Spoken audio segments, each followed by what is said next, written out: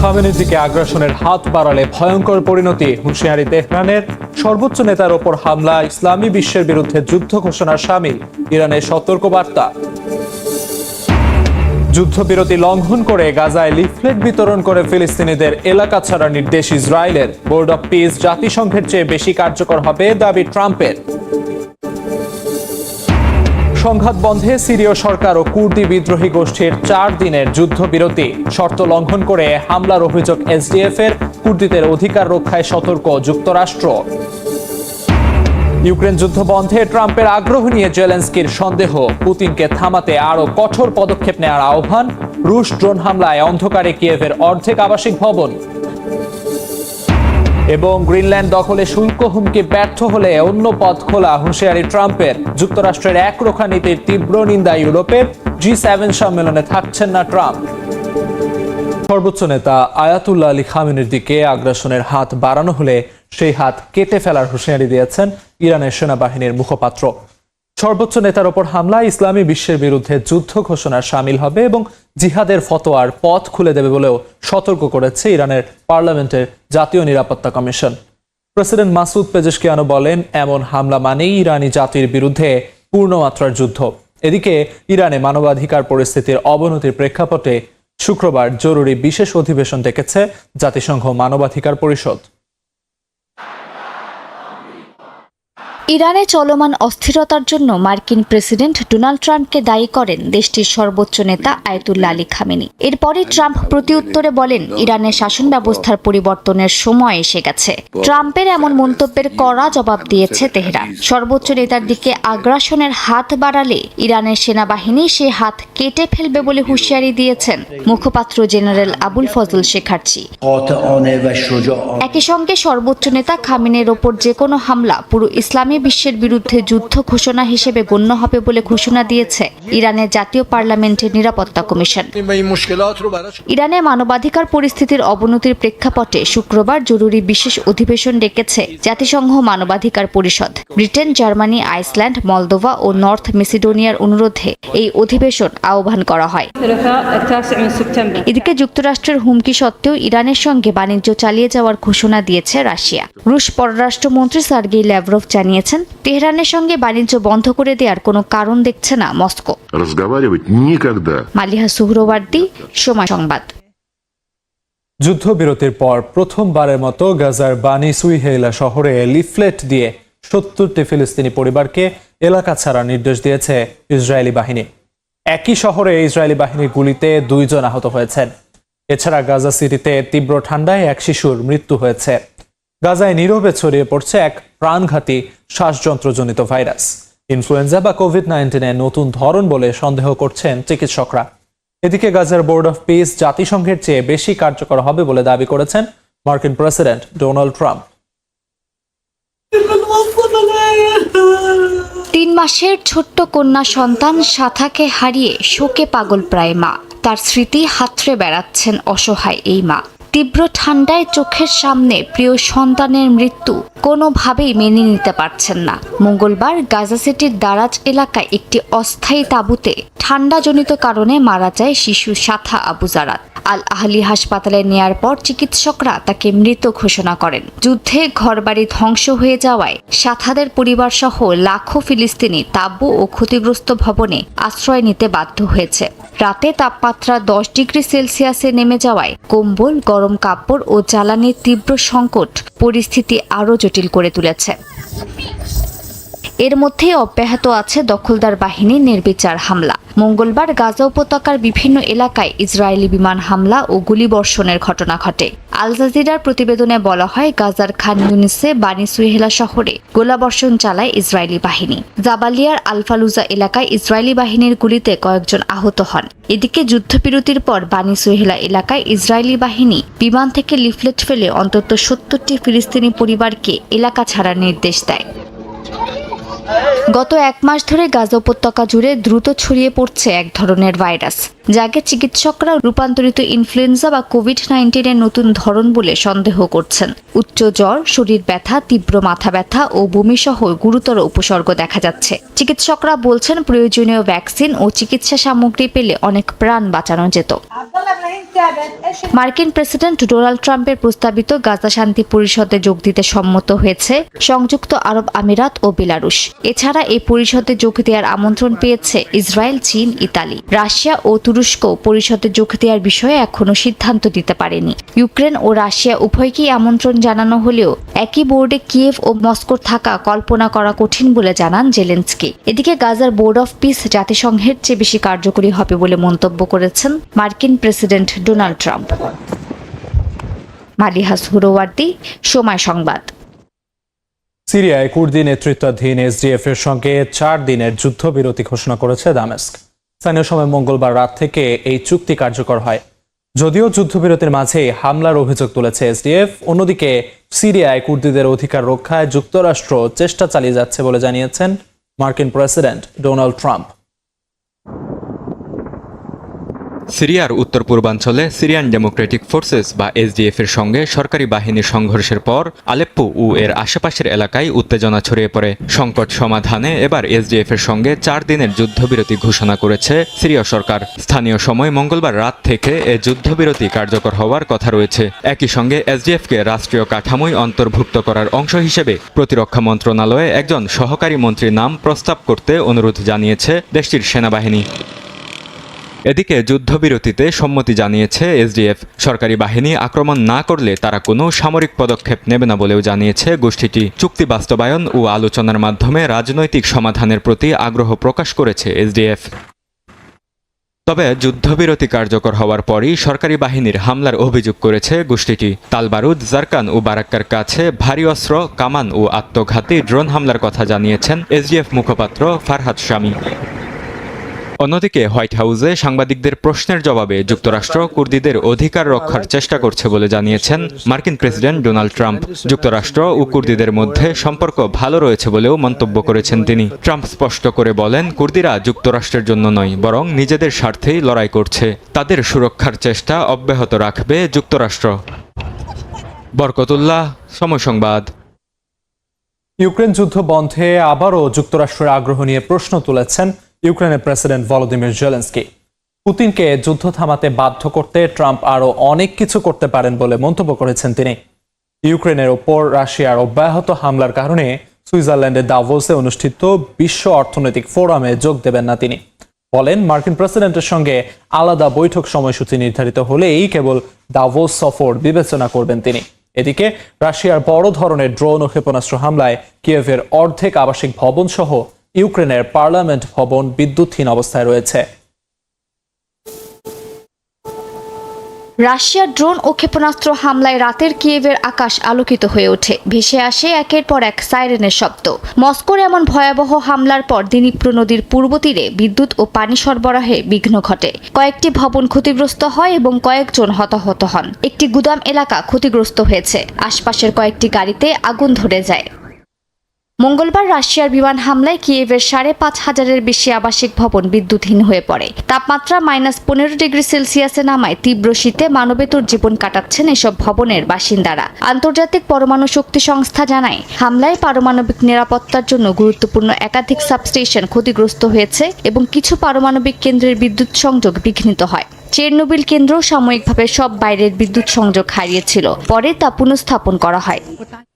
রাশিয়ার এই হামলার কারণে সুইজারল্যান্ডের দাভোসে অনুষ্ঠিত বিশ্ব অর্থনৈতিক ফোরামে যোগ না দেওয়ার সিদ্ধান্ত নিয়েছেন ইউক্রেনের প্রেসিডেন্ট ভলোদিমির জেলেনস্কি। তীব্র শীতে জ্বালানি সংকট মোকাবিলায় অগ্রাধিকার দিতেই এই সিদ্ধান্ত বলে জানান তিনি। তবে নিরাপত্তা গ্যারান্টি ও আকাশ প্রতিরক্ষা সহায়তা নিয়ে অগ্রগতি হলে এবং মার্কিন প্রেসিডেন্ট ডোনাল্ড ট্রাম্পের সঙ্গে আলাদা বৈঠক সময়সূচি নির্ধারিত হলেই দাভোসে যেতে প্রস্তুত আছেন বলেও জানান তিনি। এছাড়া ভ্লাদিমির পুতিনকে যুদ্ধ থামাতে বাধ্য করতে ট্রাম্প আরও কিছু করতে পারেন বলেও মন্তব্য করেন তিনি। এর মধ্যে ইউক্রেনীয় প্রতিনিধি দল দাভোসে পৌঁছে ফ্রান্স, জার্মানি ও যুক্তরাজ্যের জাতীয় নিরাপত্তা উপদেষ্টাদের সঙ্গে বৈঠক করেছে। নিরাপত্তা গ্যারান্টি, অর্থনৈতিক সহযোগিতা ও যুদ্ধোত্তর পুনর্গঠন নিয়ে আলোচনা হয়েছে বলে জানান নিরাপত্তা পরিষদের সচিব রুস্তেম উমেরভ। মালিহা সুহরওয়ার্দী, সময় সংবাদ।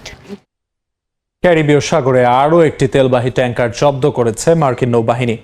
স্থানীয় সময় মঙ্গলবার এক্সে দেয়া এক বিবৃতিতে যুক্তরাষ্ট্রের সাউদার্ন কমান্ড জানায়, পশ্চিম গোলার্ধে অবৈধ কর্মকাণ্ড দমনের অংশ হিসেবে এই অভিযান চালানো হয়। হোমল্যান্ড সিকিউরিটি বিভাগের সহায়তায় কোনো ধরনের অপ্রীতিকর ঘটনা ছাড়াই তেলবাহী জাহাজটি আটক করা হয় বলে জানানো হয়।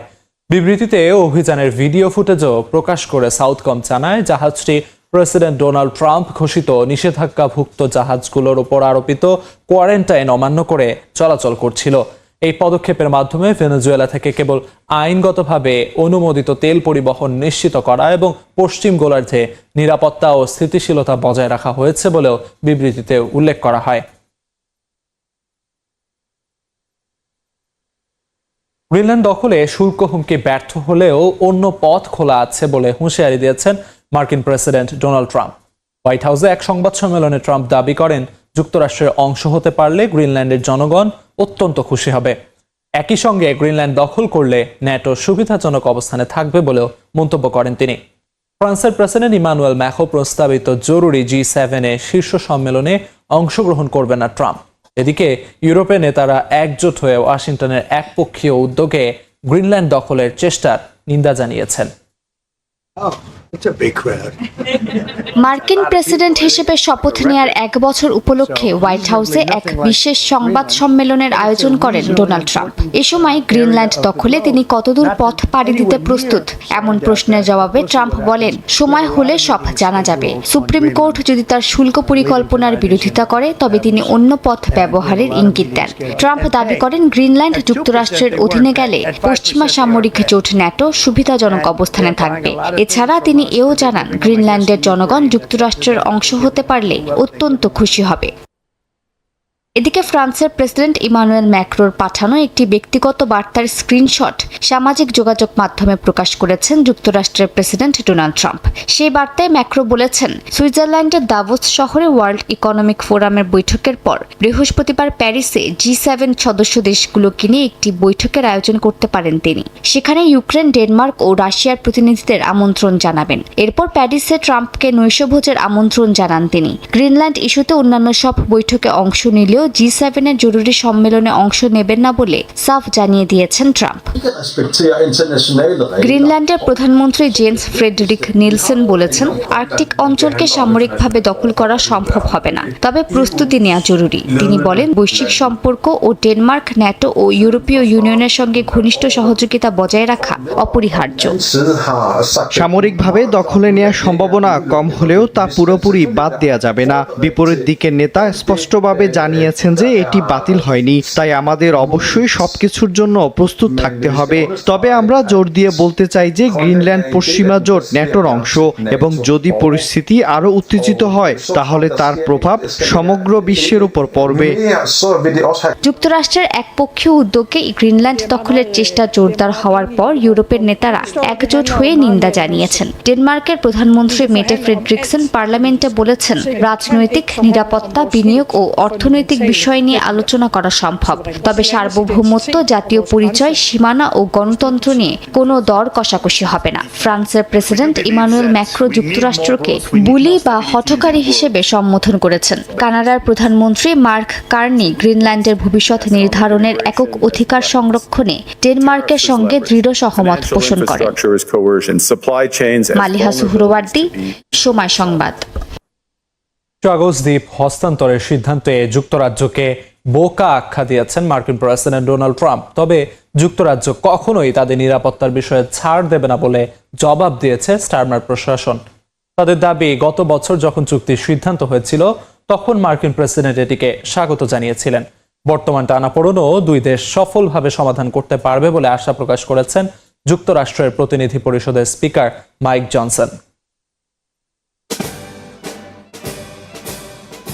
নতুন বছরে যেন নতুন রূপে আবির্ভাব হচ্ছেন মার্কিন প্রেসিডেন্ট ডোনাল্ড ট্রাম্প। শান্তির দূতের ভূমিকা নিয়ে গত বছর দ্বিতীয় দফায় মসনদে বসলেও নতুন বছরে কিছুটা আক্রমণাত্মক ভঙ্গিতেই দেখা যাচ্ছে তাকে। ভেনেজুয়েলা গ্রিনল্যান্ডের পর এবার চাগোস দ্বীপের দিকে মনোযোগী হচ্ছেন তিনি। দ্বীপটির নিয়ন্ত্রণ নেওয়া বিষয়ে কিছু না বললেও মরিশাসের হাতে দ্বীপটি স্থানান্তর করায় যুক্তরাজ্যের উপর বেজায় চটেছেন মার্কিন প্রেসিডেন্ট। সিদ্ধান্তটিকে বোকামি ও দুর্বলতা আখ্যা দিয়ে ব্রিটেনের কড়া সমালোচনা করেছেন তিনি। একে নিরাপত্তা ঝুঁকি উল্লেখ করে আবারও গ্রিনল্যান্ড কেনার উপর গুরুত্বারোপ করেছেন ট্রাম্প।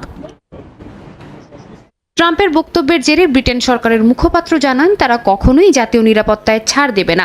চাগোস দ্বীপে অবস্থিত যুক্তরাষ্ট্র ও যুক্তরাজ্যের যৌথ সামরিক ঘাঁটি দিয়েগো গার্সিয়ার নিরাপত্তা নিশ্চিতের মাধ্যমে সেখানে কার্যক্রম চলমান রাখতে এই সিদ্ধান্ত বলে জানান তিনি। চুক্তির পর তারা ৯৯ বছরের জন্য স্বাধীনভাবে সামরিক ঘাঁটিটি ব্যবহার করতে পারবে বলে নিশ্চয়তা দেওয়া হয়েছে চুক্তিপত্রে। এমনকি যুক্তরাষ্ট্র ও অন্যান্য মিত্র দেশের সমর্থনেই চুক্তিটি স্বাক্ষর হয়েছিল বলে উল্লেখ করেন তিনি। ব্রিটিশ প্রধানমন্ত্রী কিয়ার স্টারমারের মুখ্য সচিব ড্যারেন জোন্স বলেন, কোনোভাবেই এই সিদ্ধান্তের জন্য লজ্জিত নয় যুক্তরাজ্য, বরং এটিই বর্তমান পরিস্থিতিতে সবচেয়ে উচিত পদক্ষেপ ছিল। চুক্তিটি শুধুমাত্র পরবর্তী শতাব্দীর জন্য দ্বীপটিকে সুরক্ষিত করার পাশাপাশি আমাদেরকে অত্যন্ত গুরুত্বপূর্ণ নিরাপত্তা নিশ্চয়তা দিয়েছে। এজন্যই প্রেসিডেন্ট ট্রাম্প এবং মার্কিন প্রশাসন চুক্তিটিকে স্বাগত জানিয়েছিলেন। দ্বীপের ভবিষ্যৎ সুরক্ষিত করার এটাই সঠিক উপায়। এতে ট্রাম্প স্টারমার সম্পর্কে ফাটল ধরতে পারে বলে আশঙ্কা করছেন বিশ্লেষকরা। কিছুদিন আগেই গ্রিনল্যান্ড ইস্যুতে লন্ডনের ওপর শুল্কারোপের ঘোষণা দেয় ওয়াশিংটন। এই অবস্থায় দুই দেশের সম্পর্ক নেতিবাচক দিকে মোড় নিতে পারে বলে ধারণা গণমাধ্যমের। তবে ব্রিটেনের পার্লামেন্টে ভাষণ দেওয়ার সময় যুক্তরাষ্ট্রের প্রতিনিধি পরিষদের স্পিকার মাইক জনসন বলেন, চলমান সংকট সমাধানে দুই দেশ হাতে হাত মিলিয়ে কাজ করবে। সাদিয়া তাসনিম, সময় সংবাদ। আন্তর্জাতিক সময় আরো থাকছে। অভিবাসী নির্ভরতা কমাতে সৌদি আরবের নানামুখী উদ্যোগ। বেসরকারি খাতে সৌদি নাগরিকদের ৬০% নিয়োগ বাধ্যতামূলক করার সিদ্ধান্ত, কমবে প্রবাসীদের কর্মসংস্থান।